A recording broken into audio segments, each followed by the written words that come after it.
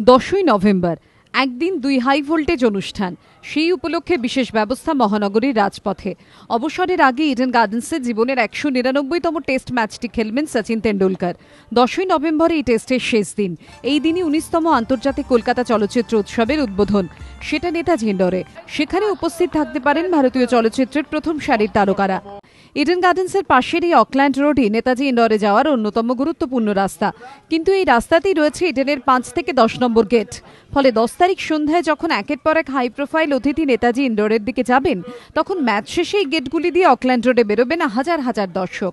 এই পরিস্থিতিতে দুটি অনুষ্ঠানই যাতে সুষ্ঠুভাবে হয়, তার জন্য বিশেষ পরিকল্পনার কথা ভাবছে Kolkata police.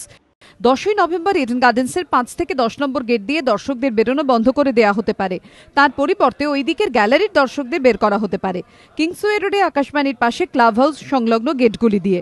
DC traffic Dilip কাদক জানিয়েছেন, চলচ্চিত্র উৎসব উপলক্ষে প্রচুর অতিথি আসবেন, তাই অকল্যান্ড রোড ফাঁকা রাখার কথা ভাবছি আমরা। শুধু তাই নয়, ম্যাচ শেষের আগের দিন অর্থাৎ 9ই নভেম্বর ছট পুজো রয়েছে।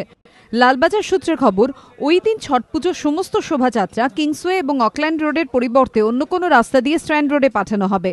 পাশাপাশি প্রতিবারের মতো এবারও জাল টিকিট এবং টিকিটের কালোবাজারি রুখতে বিশেষ ব্যবস্থা নিচ্ছে কলকাতা পুলিশের গোয়েন্দা বিভাগ। ক্রেতাদের বেশে নজরদারি চালাবে সাদা পোশাকের পুলিশ। ময়ূক ঠাকুর চক্রবর্তীর রিপোর্ট, এবিপি আনন্দ, কলকাতা।